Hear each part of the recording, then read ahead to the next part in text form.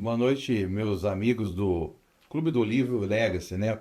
É um prazer poder estar novamente aqui com os irmãos. Nós podemos trabalhar mais uma vez mais um livro bem interessante.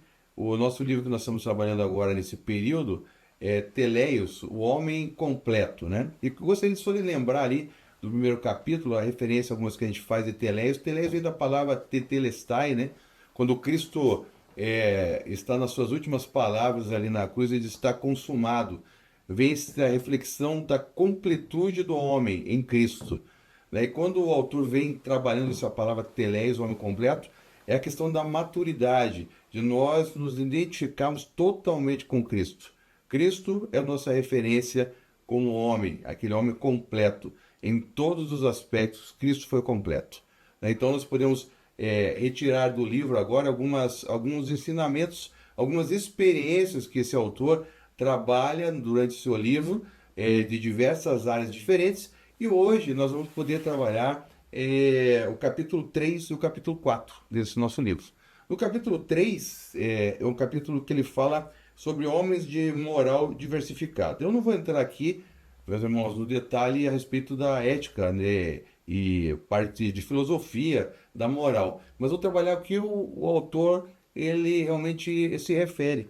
Ele começa, né, com uma narrativa bastante interessante ali do capítulo 3, no início do capítulo 3, trazendo ali à memória algumas coisas que aconteceram com ele durante a sua vida, né? E ele vai mostrando ali alguns exemplos a respeito de como seus pais, professores, a igreja mesmo, quando ele começou a trabalhar na sua vida também ali, daquilo que foi moldando a sua questão da sua moral.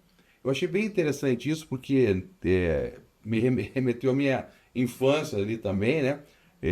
Quando eu era pequeno ainda, minha mãe, quando eu aprontava alguma coisa, fazia alguma coisa que não era o mais correto, vamos dizer assim, né? Não era correto, né? Minha mãe chamava a minha atenção, ela quase que pregava o sermão do monte em casa ali, né?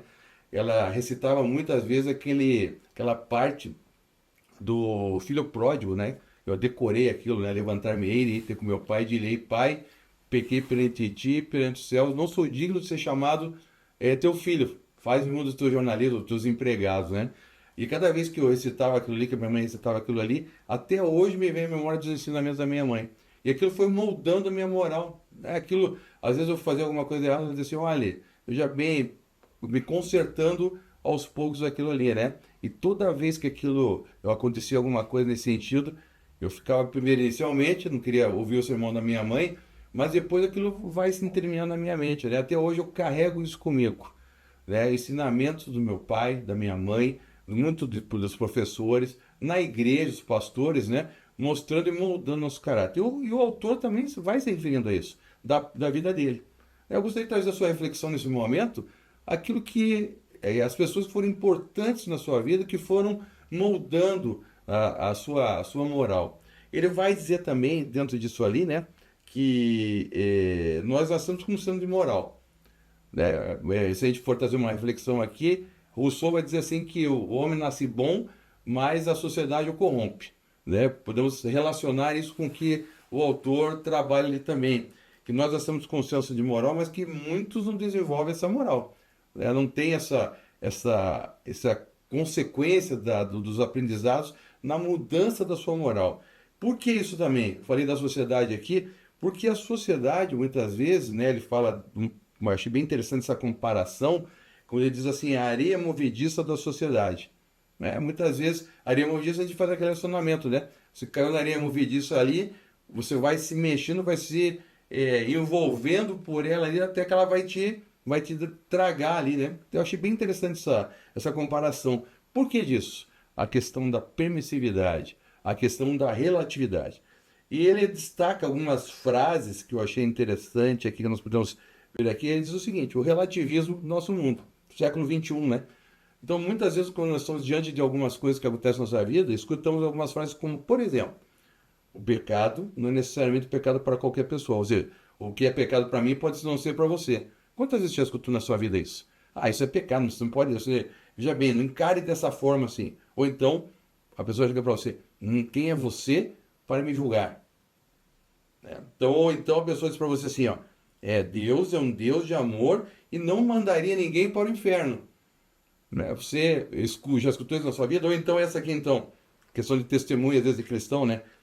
Isso não é tão ruim quanto a hipocrisia de um cristão.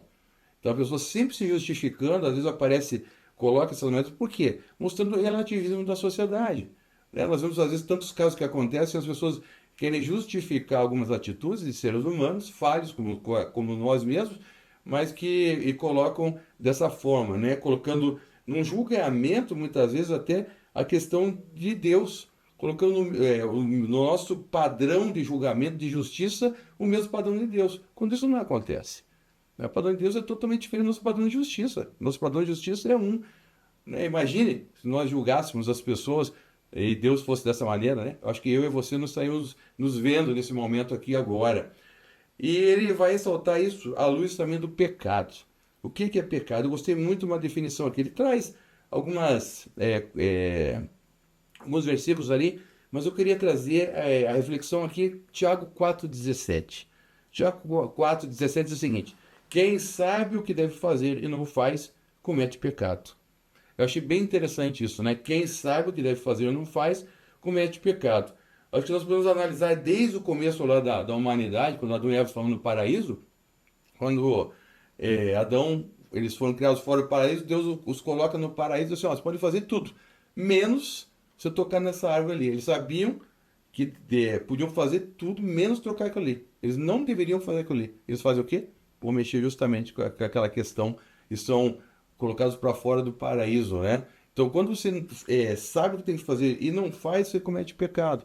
Quando você sabe que tem que fugir da aparência do mal e você não foge, você comete pecado. E ele vai destacar assim, como em livros anteriores, que você que tem sido assíduo nos livros anteriores dele também, sobre a questão do pecado que aflige bastante nós como homens, né? Então, é a questão da imoralidade sexual.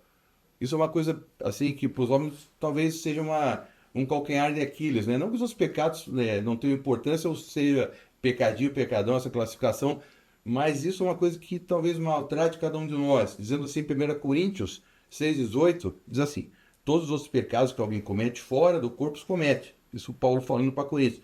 Mas quem peca sexualmente, peca contra o seu próprio corpo. Interessante isso, eu achei bem interessante essa questão, porque você peca contra o seu próprio corpo.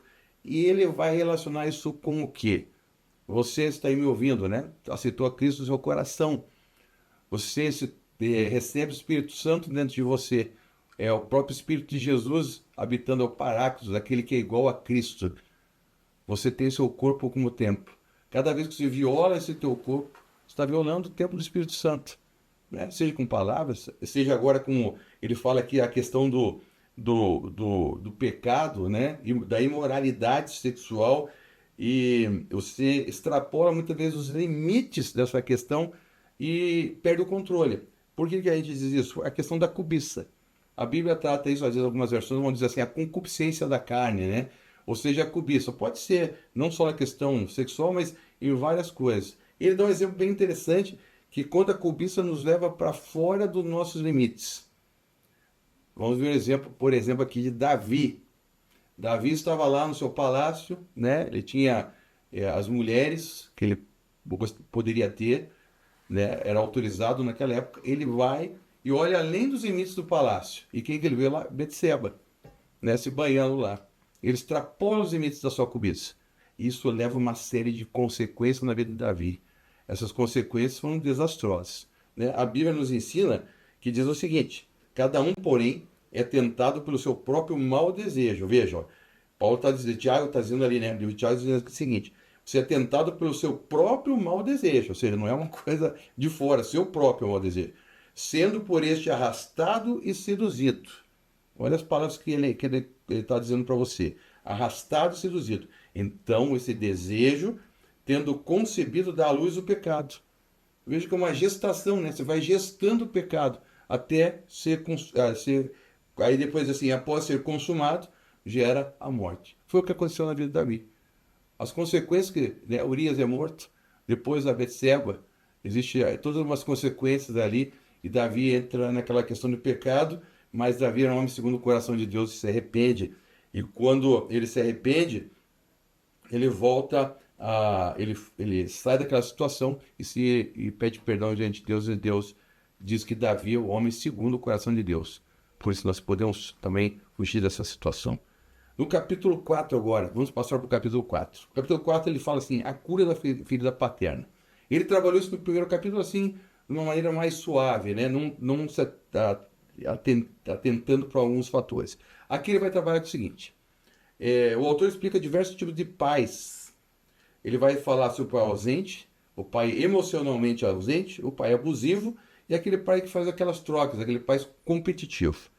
Então ele diz assim, não sei se é o caso de alguns de vocês que estão me ouvindo agora, o pai ausente é aquele que fica totalmente alienado em relação à sua família, deixa os seus filhos de lado, deixa a sua esposa, mas tem aqueles pais que muitas vezes passam por esse entendimento, os emocionalmente ausentes, são aqueles que dizem assim, meu pai, eu sabia que ele me amava, mas ele nunca disse que realmente com palavras ele colocou isso, verbalizou isso para mim. A gente sabia que ele tinha aquilo lá, mas ele nunca verbalizou. Ou aquele pai que então é abusivo. Esse talvez, né, seja desses aí uma classificação, todos são ruins, mas esse seja o pior. Aquele que fere até fisicamente os filhos, as mães. Você observa que muitas pessoas são agredidas na sua ali, infância. E quais são as consequências disso depois dessas atitudes desses pais, né?